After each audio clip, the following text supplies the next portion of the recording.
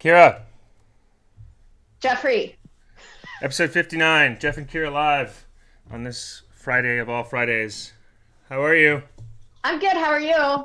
I'm good. I'm good. It's starting to warm up a little bit, springtime. Hopefully more optimism in the world from last year. I think that's a big TBD, to be determined. It's been quite a year. But we're hanging in there out here in Los Angeles. How's Atlanta? Good? Um, it's good. Yeah, we had tornado watches last night, and I think which a tornado watch is different than a tornado warning. So a tornado warning is like the potential for a tornado. A tornado watch means that there is a tornado that's touched down and that a meteorologist has seen it. So we've been having some fun thunderstorms here. But otherwise, it's getting nice and warm. The flowers are blooming. The bees are buzzing. It's all like, spring again. We're out of the hell of winter and, back to hopefully positivity in the world. That's yeah, no, that's great. I remember when I lived in Missouri, I remember we would get tornado warnings and tornado watches all the time. So it's Oh, so you know the difference. I'm like explaining to you, I'm like, this is what a tornado is. You're like, yeah, bitch. I grew up with tornadoes. no, I remember it, and it's good for people listening because if a tornado, um, hit Los Angeles, we would it would be mass panic. We can't when it rains here, we're panicked. But a tornado, I can only imagine the Well, it's interesting because LA, when there is a gust of wind, trees are falling down and transformers are blowing, and it's yeah, like it's true. mass chaos. And there's like palm tree leaves all over the place. I mean, it's like stay indoors if it's more than like 5 mile per hour winds in Yeah, LA. it's completely that's completely accurate. Um, we're quite the quite weather averse. We're used to 72 and sunny. That being said, now that we're getting into hopefully the later stages of this pandemic that we've all been living through, that everyone's been talking about for at least a year now, that you and I have been talking about since January 2020, when we had our mask episode and you put the hoodie up and we were talking COVID a couple of months before everybody else. We were ahead of the gang there, Kira. We We were ahead of the were. gang. And that's when it was called the China virus. That was like that's what I mean, that wasn't even like anything Yeah. because that's all we knew at that point. I think January 27th was our first podcast when it came to this thing coming out of China where people are falling over, collapsing, and we were like, "What's this thing?" And the Wuhan, it was called the Wuhan virus back there too. Back then, I Wuhan, that's think it. the That's Wuhan right. virus.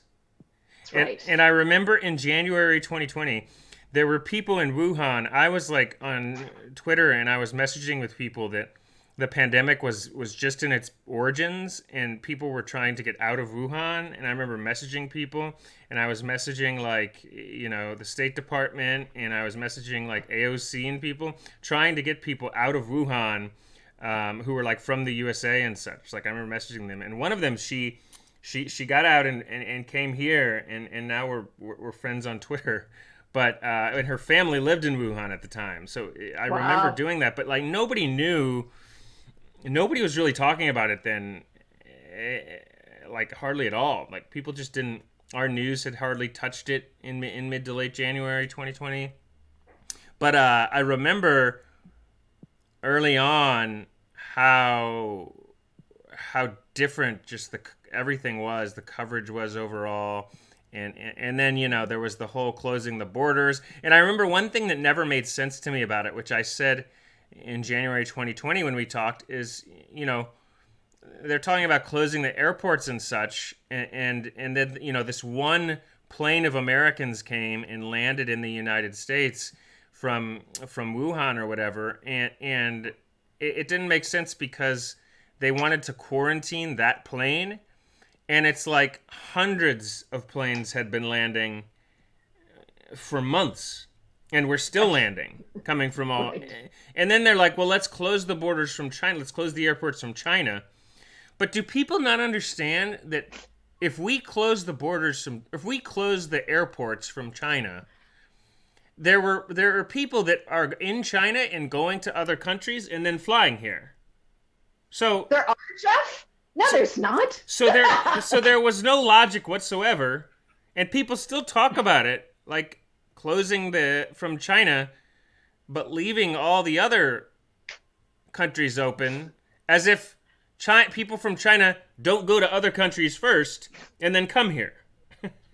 So none of that made sense to me, and I don't know if it still doesn't like register with people, but like closing that really didn't do much good because people go to another airport and then fly here. Right. That's still not registering with a lot of people, like from back then. So yes, it technically helps to close travel. Like I was all for that, but we do need to realize that planes had been landing for months and months on end. The virus was out and about everywhere, and I don't think people can come to accept that. And we were quarantined one plane in January 2020, like one plane of Americans landing. We were quarantining while the airports were landing from all over the world with planes of people that had been to China. Okay? If anybody's watching this right now, tell me if my logic is right or wrong, because this is how, like, I don't think anybody thought that through. I still don't think they've thought it through. I really don't. Like, close the border, like, close the airports from China is good, close travel. But we do need to realize people are coming from other airports that were in China. Sorry, that's this morning's rant. I still think about that every morning. I'm, like, traumatized, like, sitting here thinking about, is anybody thinking about that? I don't know. Anyway. I love that you're like, that's a lot of people have lots of past relationship trauma or childhood trauma that they continue through and really try and like, you know, work through. And your trauma is that from a year ago when planes were landing from other countries and we were just quarantining just the one from China. That's my daily... So if anyone ever asks, like, well, I wonder what Jeff is all about. What's his personality and who is Jeff? That right there says it all. Yes, I think about things like that. I mean, that's one of like millions of things that I think about. But like, I take everything that's going on, and I try to think of like, there's just a lot of bad thinking going on. There's just about everything. But that's still not going to register with people like when they watch this or when they hear that. But at least maybe, I don't know, maybe they can start thinking about it. But anyway, yes, that's what I do day in and day out is think about these traumas like that do that to me. That said, today we have an interesting topic, and we talked about it last week when we talked about what life could look like post-pandemic a little bit, but I wanted to get a little deeper into this, just the nature of, and I don't know, a year, 2 years ago, Kira and I have been doing some podcasts for a couple of years now together. We have touched on relationships and dating, but today we wanted to get, it had been a while since we touched on this topic, and we wanted to get a little bit deeper into it, right, Kira? And you had some ideas. You sent me an article before the show, which I read through, and I wanted to, you know, I'm going to let Kira start us off here with her thoughts on relationships and dating and how things could change, how things could be the same. What's coming, Kira? What do you think? Your crystal ball. Yes, let me grab my crystal ball here. She's grabbing her crystal ball for everybody. Okay, here she goes. If you're watching visually, she's got her. Wow, what is that?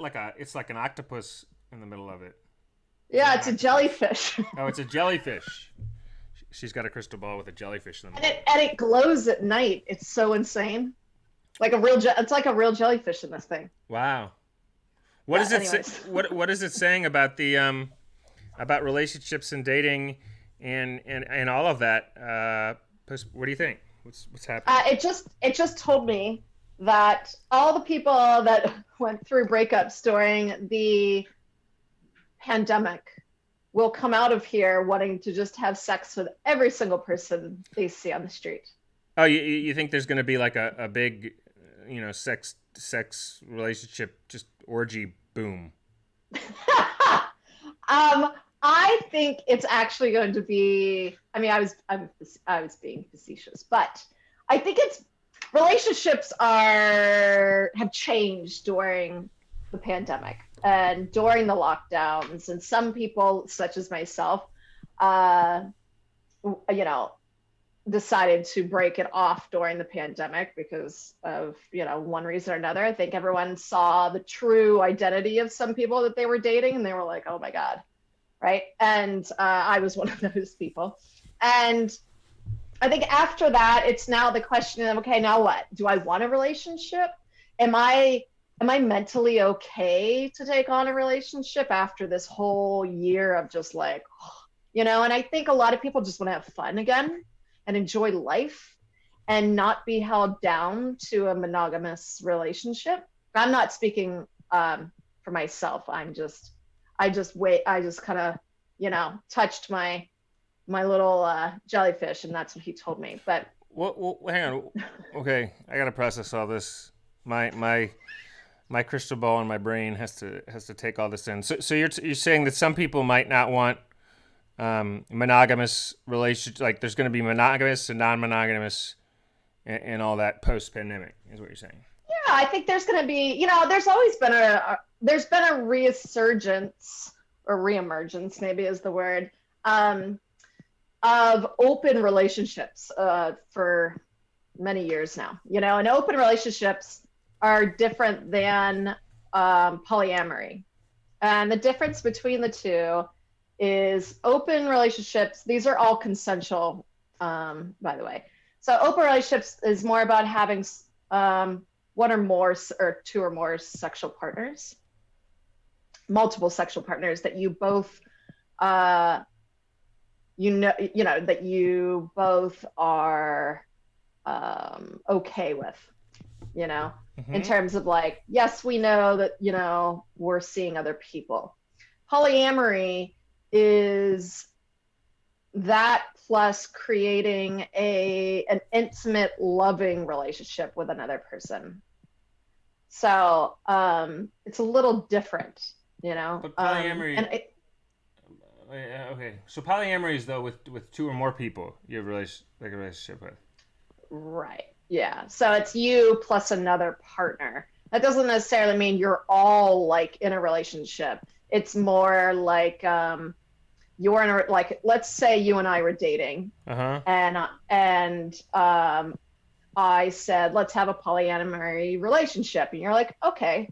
And what that means is that I want to find another person to be intimate and have a deep relationship with as well as you. Okay, so hang on. So okay. So if Kira and I are dating and she finds another person she wants to have a relationship with, do I then, this is all hypothetical, by the way, do I then have a relationship with the person that you find? Or no, you don't have to. I don't. That would no, you probably not always, but probably would have another relationship as well. Oh, whoa. Like with a different person. So there's multiple people involved. Some people have it where you know each other and some don't. So, okay. So I thought that polyamory was like three people in a relationship get a house and they live with the three people together. It's different. That's polygamy. That's polygamy. See, she's teaching me about all this. Okay. So so polyamory is just like open relationships. Two people are in a relationship, but they can date openly whoever else they want. That's right. Yes, they could have an emotional relationship with other people outside their, relationship. Okay. Open, and that's polyamory. Open relationship is more on a sexual term. So, for example, let's say you were really into a particular kink or sexual desire that I wasn't really into. That's where an open relationship would be beneficial, where we would agree that it would be totally fine for you to be satisfied by someone else who would be good for satisfying that sexual desire that you But wanted. what happens with the person who's their regular partner who satisfies that? Like how does that, like, what are they together just because they're together? Or just because, so they're in love but not sex side of love. Yeah, they can have sex, but they if they're everyone has their own desires, and a lot of times you want to try something else with someone else outside the relationship, and if you both agree that that's okay, you can go and explore those sexual desires that you have with another person. And both sides in these type of relationships, they do this. This is what, and this is getting more and more common, right? People are doing this. Like, Yeah, so Google searches, or they did a study, I think, back in 2016, that 1 in 6 people or 1 in 5 people have had a consensual non-monogamous relationship. one in how many? In 1 in 5. 1 in 5. And Chris Martins is in here, and he says it sounds a lot like the '70s, and like it's we're headed into this, I think, realm post pandemic that is going to be very much like the '70s, right? Like after the wars, and we might be Yeah, headed for like this free flowing, more open with just everything from. I think it's been around for a while. It's not like this is a new thing. I think pop culture, social media, sex positivity, there's a lot more openness and freedom to talk about these things. Whereas before, people that would engage in open or polyamory wouldn't necessarily talk about it at dinner parties, because it was like, but there's a lot of celebrity relationships that do this now that talk about it openly. So it's becoming a little bit more of a natural thing, but I wouldn't say it's a new thing. Like, it's been around for a while. But You mean more and more more thing? people Go ahead.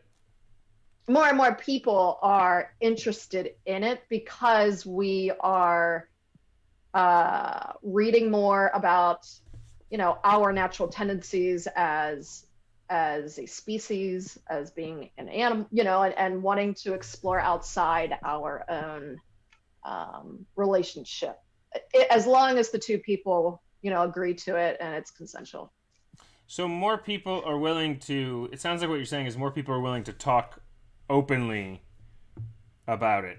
Like it's Yeah, I always think been. it's yeah, for example, and this is a terrible parallel, but so forgive me, but it's like mental health in the US. There was a time when mental health was not talked about, like PTSD, when the men came home from the war, World War II Yeah. or World War One.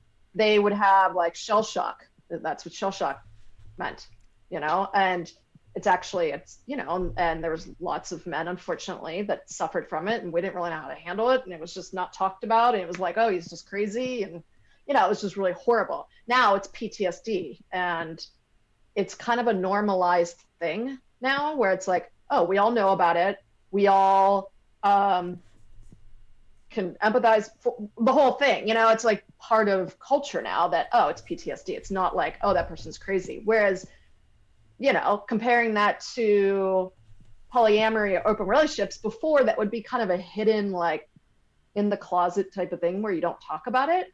Whereas now it's becoming a little bit more, it's on television shows, and it's being normalized a lot more than it was in the past. So it's not a new thing. It's just that more and more people are talking about it and doing it. So it's not as like weird anymore. So I think, okay.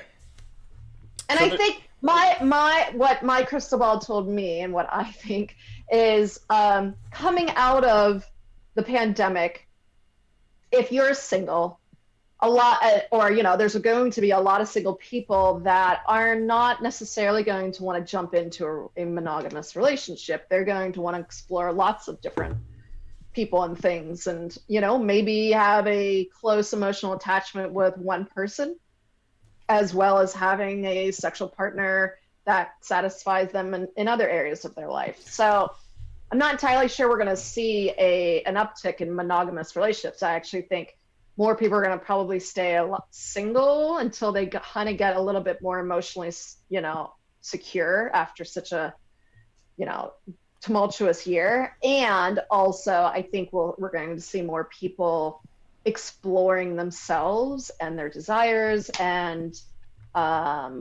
being a little bit more free with their relationships, and that kind of thing. Okay, so there's just to clear this up. So as far as that realm, there's polyamory, which is like the two people are in a relationship, but they kind of keep it somewhat open for other people, right? Right. That's the one for the reasons we discussed, or other various reasons. Then there's polygamy, which is you have people that have like a relationship where they're in like where they're all in a relationship with one another. Is that the difference? And they'll like live together. Like Big Love, the show on HBO. Yeah, think like Big Love. It's illegal in the States. Polygamy. To have like three people living together in a relationship is illegal. Well, it's not illegal, right? You can do that. Well, marriage-wise, you're not allowed. Marriage-wise, right? But they do that because you see these stories in wherever, People Magazine or whatever. There's been stories of like, aren't there like 6 or 8 people living together all in a relationship? Like, doesn't that happen? Right? I'm sure. Absolutely. I mean, that's quite common. They just can't legally get married, I guess, is what, right? Right. And I think a lot of times people are realizing that to have multiple partners raising children is a lot easier than it is 2 people trying to raise children. And, and you're kind of making a bigger unit of a family versus just, keeping it siloed to 2 people. So, but yeah, I mean, go ahead. Yeah, no, that's interesting. So okay, so relationships are going to expand in that way. It's going to be interesting to see how that happens. I wonder, like, inevitably, it is kind of like the next 70s where people get more and more open-minded and such about all that, which I think is great. What other ways are there? Just kind of everything, right? Like, I mean, there's like people there's like kink, and there's, you've got all these. The other thing about this is there's a lot of sensitivity too around all of this, just with you get into like the kink and stuff, and then there's been articles and such with, I saw the Armie Hammer. Some people said there's harassment involved and such, and just like it gets very like complicated with all of this too in that regard, right?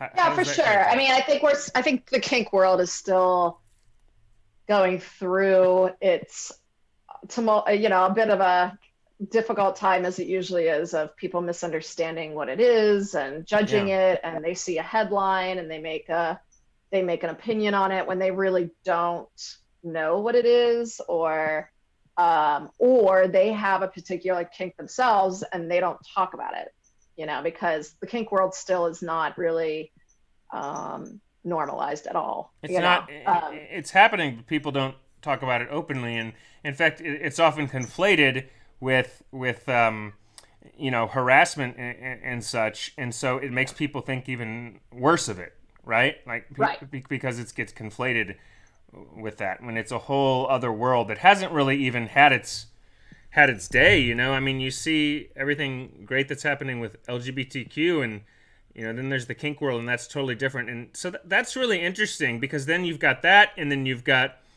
the polyamory world, kind of all that, and then you've got everything with trans happening. I saw that, didn't Arkansas? What did Arkansas do? They put a ban. They banned trans. Oh, that was trans in playing sports, I think, is what it was.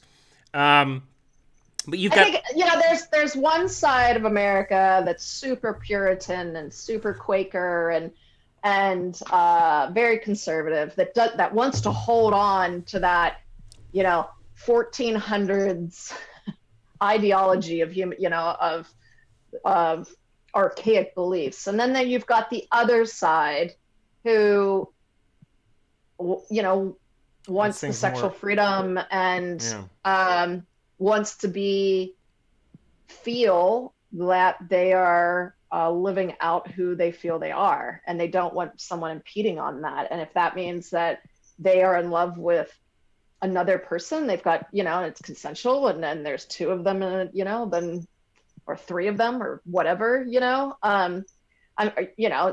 difference does it make? Or if someone was born a male and doesn't feel that they are male, and feels that, they would rather be a female, and that's their choice. It's just, I think it's silly to have these states like try and impose like what they feel a human being should be. Like, I mean, we are all in charge of ourselves. I'm not necessarily need a government to tell you like, what you should be believing in or not believing. It would be like if they outlawed, like, you can only have missionary sex. Like, what the hell? You know what I mean? It's just so ridiculous. It's like, I think the more the US gets out of its toddler phase, the more sexuality won't be seen as such a so like restrictive.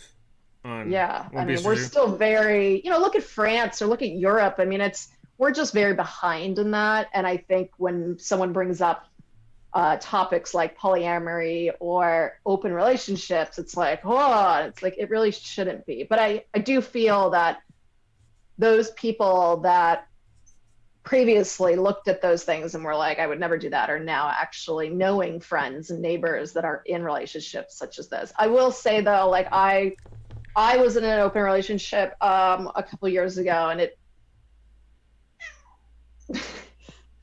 sorry, my cat's talking to me. Awesome. It can be challenging. So it's not like it's like, oh, it's super fun and like now you've got it's a lot of work. I'm not entirely sure I would do it again. Because it really depends on your personality. I personally felt like I was the third wheel. Because I was the third wheel. And it just was very uncomfortable for me.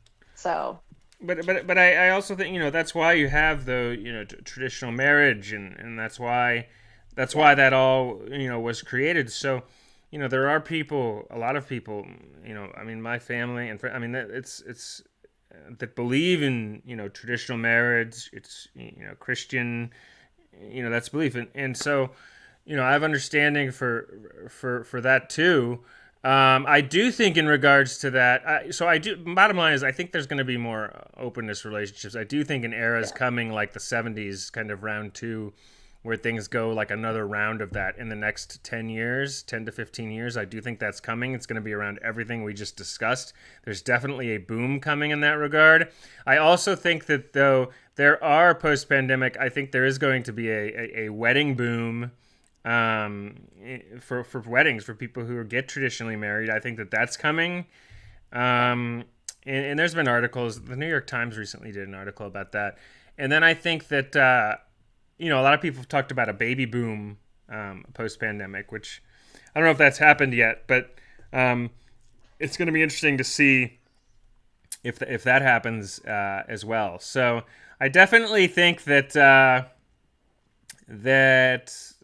relationships and dating, and then there's the way out there, which we talked about last week, which I think we can close the show in the next 5 minutes on this, is the more and more people now are talking to, and this gets sci-fi, to AI and robots.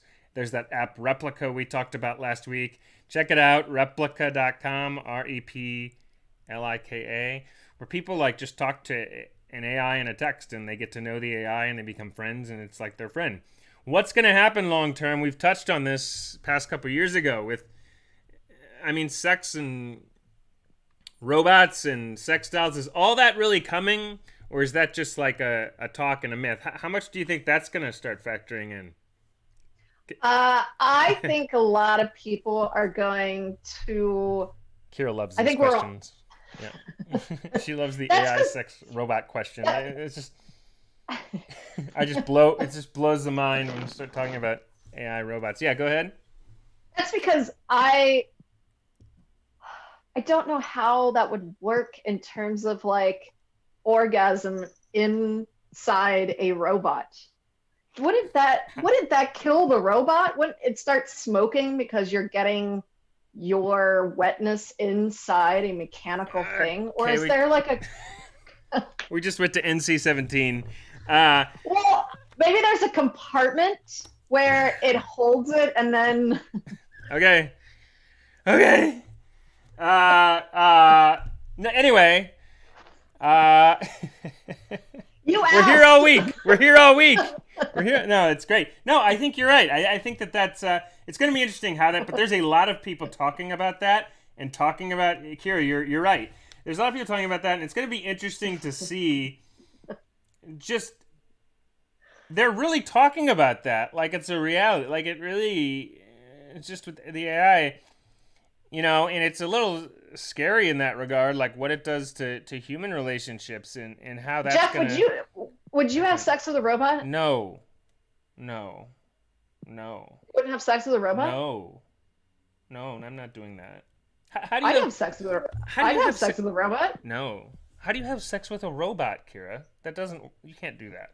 What do you think like a Is it like- dildo is? I mean, that's robotic. That's just the battery operated thing. You might as well just put it together into a robot at that point, right? When I picture a robot, I picture like a metal, like a person in metal like a metal robot. You can't. How does Yeah, it's not going to look like Terminator. It's going to look like a human being, just like a dildo is. Have you seen a dildo? They look like penises. Wait, wait, you know? wait, wait a second. Wait, hang on.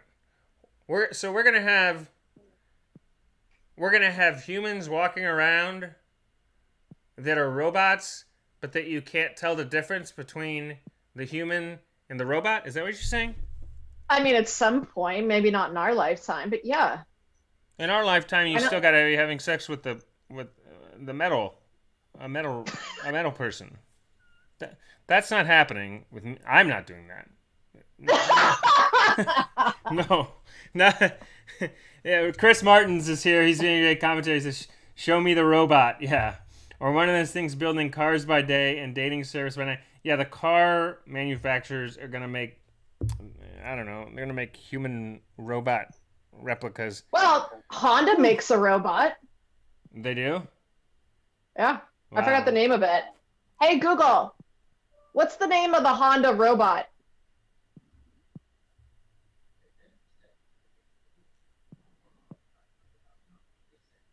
Google's thinking. Oh, a Simo. A Simo. Okay, what does that mean? What is a Simo? That's like a sex robot. No, it's just a robot. It like moves around. It's like Wally. Why are they inventing? What do they think they're gonna do with these robots? I know we got to wrap up here in the next couple minutes, but what are they doing with these? Like you see these robots that have like Yeah, a they're gonna head. have sex and with them. They're gonna be. but you see a person's head and then like a metal body. What are they doing with these robots? Are the robots just there because it's cool to make a robot? I still don't Yeah. understand what they think I mean, the robot's going to do at that point. Besides, kind of Ask talk your to you. boy Elon. Ask your boy Elon. He'll know. I need to talk to Musk about this. I need to. I'm gonna give Musk a call. We're gonna Musk on the guarantee- show, huh? I guarantee you would have sex with a robot. Not as they. No, I can't. You would have sex Not- with a robot? I need to take a poll on Twitter. How many of y'all would have sex with a robot? I know, but like women already do that with dildos. So what's the difference? Okay.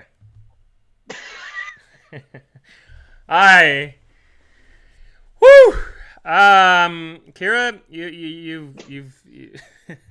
you've blown my mind.